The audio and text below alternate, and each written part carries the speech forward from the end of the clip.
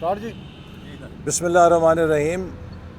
کل اسلام آباد میں پارلیمنٹ لاجز کے سامنے پی ٹی آئی کے سیاسی گنڈوں نے جو ہلڑ بازی اور جو بدمزگی کی ہے اس کی پوری دنیا میں مذمت ہو رہی ہے۔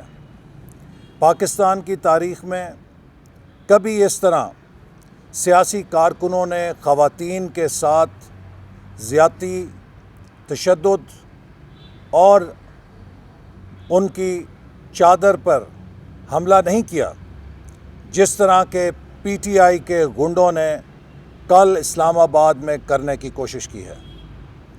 میں سمجھتا ہوں کہ عمران نیازی صاحب نے پاکستان کی سیاست میں ایک سپورٹس مین ہوتے ہوئے، جہاں ان سے توقع کی جاتی تھی کہ اپنے فالوورز کو سپورٹس مین اسپرٹ کی تعلیم دیں گے، انہوں نے ایک ایسی کھیپ تیار کی ہے، ایک ایسی جنونی اور تشدد پہ یقین رکھنے والی نفرت انگیز کھیپ تیار کی ہے جس کا مشاہدہ قوم نے 2014 میں کیا تھا۔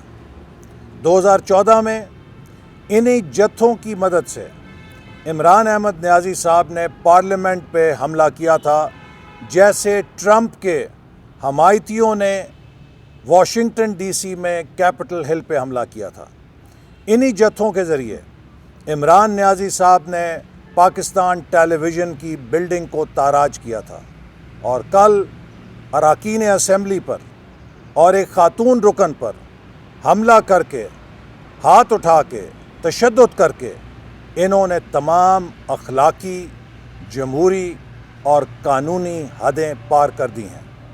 میں پی ٹی آئی کے قائدین کو بتانا چاہتا ہوں کہ اگر انہوں نے اس قسم کے رویے نہ روکے تو پھر مسلم لیگ نون کے کارکن بھی بفر جائیں گے۔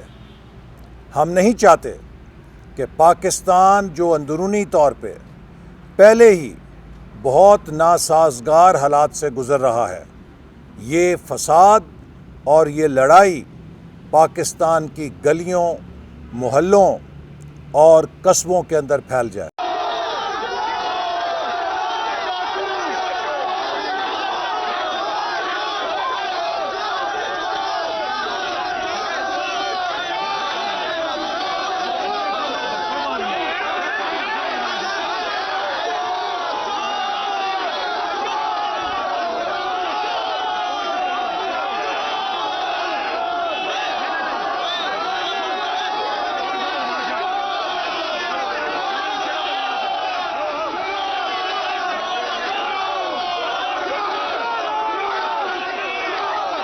مجھے افسوس ہے کہ عمران نیازی صاحب نے 24 گھنٹے سے زیادہ وقت گزرنے کے باوجود اس واقعے کی مذمت نہیں کی ہے۔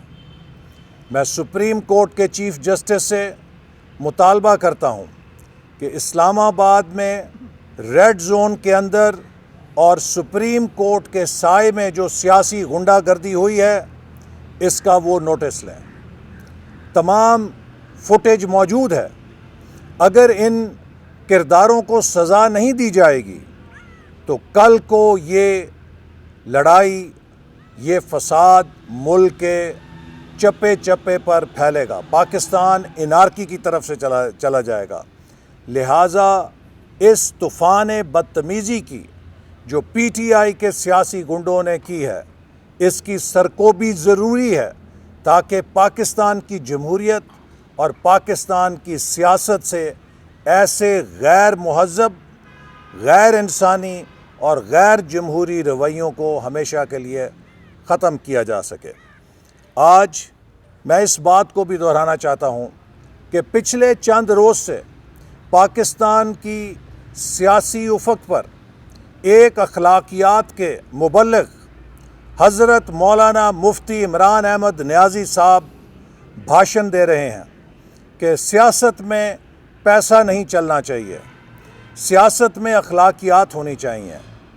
میں ان سے پوچھنا چاہتا ہوں کہ جس اخلاقیات کا وہ درس دے رہے ہیں اس پہ خود کتنا عمل کر رہے ہیں۔ عمران نیازی صاحب اس بارے میں چیمپئن ہو گئے ہیں کہ جہاں ان کے مفاد پر چوٹ پڑتی ہے وہ پورے نظام اور پورے ملک کو بدنام کرنے کے لیے کوئی کسر نہیں چھوڑتے، اور جہاں ان کو اپنا مفاد نظر آتا ہے تو وہی اصول جن کا وہ پرچار کر رہے ہوتے ہیں انہیں اٹھا کے گٹر میں پھینک دیتے ہیں۔ میں ان سے سوال کرنا چاہتا ہوں کہ آپ الیکشن کمیشن کو تلقین کر رہے ہیں کہ وہ سیکرٹ ایجنسیوں سے، انٹیلیجنس ایجنسیوں سے معلومات لے کے سینٹ میں کتنا پیسہ چلا ہے۔ یہ تمام انٹیلیجنس ایجنسیز وزیر اعظم صاحب آپ کے ماتحت ہیں۔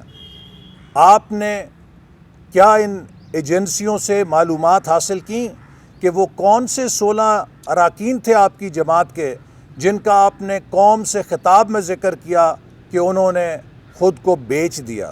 اپنا نام نہاد اعتماد کا ووٹ لینے کے لیے ان 16 ووٹ بیچنے والوں کو اپنے لیے حلال کر دیا۔ آپ کے لیے وہ کوشر ہو گئے، لیکن اگر وہ آپ کی معاشی پالیسیوں کے خلاف اپنے ضمیر کے مطابق، اپنے حلقے کے عوام کے جذبات اور امنگوں کے مطابق آپ کے وزیر خزانہ کے خلاف ووٹ دیں تو وہ ووٹ فروخت کرنے والے ہو گئے۔ آپ ایک طرف یہ درس دیتے ہیں کہ جس کی جتنی نشستیں ہیں اسے وہ ملنی چاہیے۔ وزیر اعظم صاحب، میں آپ سے سوال کرنا چاہتا ہوں، سینٹ میں حکمران اتحاد کے پاس 47 نشستیں ہیں، اپوزیشن کے پاس 53 نشستیں ہیں۔ آپ اپنے امیدوار صادق سنجرانی کی فتح کا جو ڈھول بجا رہے ہیں، ہمیں ذرا وہ سائنس بتائیں۔ وہ کون سی سائنس ہے جس سے 47 ووٹ 53 ہوں گے اور 53 ووٹ 47 ہوں گے؟ جب آپ 47 ووٹوں کے ساتھ اپنا چیئرمین منتخب کرنے کی بات کرتے ہیں تو آپ اس بات کا اعتراف کرتے ہیں کہ آپ ہارس ٹریڈنگ کر رہے ہیں۔ آپ اس بات کا اعتراف کرتے ہیں کہ آپ نے سینیٹرز کو خریدنے کی منڈی لگا رکھی ہے۔ اپنا عمل تو یہ ہے کہ آپ نے کل کو 64 ووٹوں کی قرارداد کو ناکام بنانے کے لیے اس کو 50 ووٹوں میں تبدیل کر دیا۔ آپ نے اپوزیشن کے 64 ووٹوں کو 50 ووٹوں میں جادو منتر سے تبدیل کر دیا۔ اس وقت آپ کا ضمیر نہیں جاگا، اس وقت آپ کے اصول سوئے ہوئے تھے۔ آج آپ کو اصول یاد آ گئے ہیں، اور وہ اصول بھی کیسے؟ آپ نے پوری دنیا میں پاکستان کی سینٹ کو بدنام کیا۔ آپ نے خیبر پختونخوا میں تو کوئی شکایت نہیں کی، بلوچستان میں تو کوئی شکایت نہیں کی، سندھ میں تو کوئی شکایت نہیں کی، پنجاب میں کوئی شکایت نہیں کی۔ مرکز کی 2 نشستوں میں سے خواتین کی نشست پہ بھی کوئی آپ کو پیسے کی شکایت نہیں ہوئی۔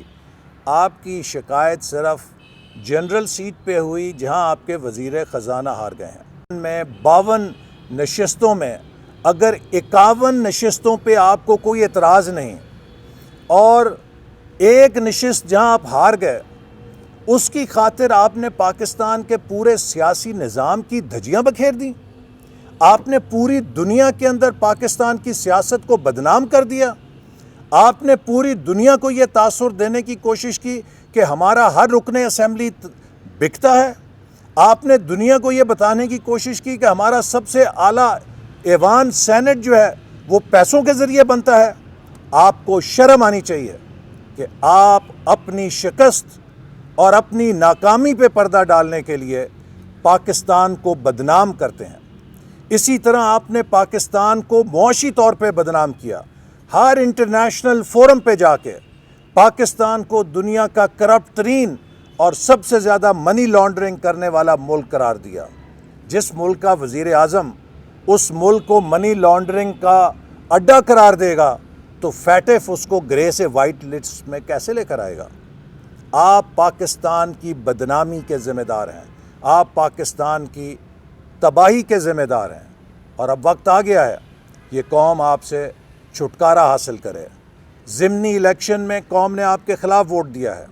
سینٹ کی جنرل سیٹ جسے آپ نے اپنی کامیابی اور ناکامیابی کہا، وہاں پر بھی آپ کو شکست ہوئی ہے، اور انشاءاللہ تعالی عنقریب پاکستان کے عوام لانگ مارچ میں آ کر اپنا فیصلہ پھر دیں گے کہ وہ آپ کی حکومت کو مسترد کر چکے ہیں۔ آج سی پیک ٹھپ ہو چکا ہے، معیشت ٹھپ ہو چکی ہے، پاکستان کی سفارت ٹھپ ہو چکی ہے، لیکن عمران خان کی انا اور عمران خان کی نفرت وہ دن بدن بڑھتی جا رہی ہے، چونکہ وہ اپنی ناکامی تسلیم کرنے کے لیے تیار نہیں ہے۔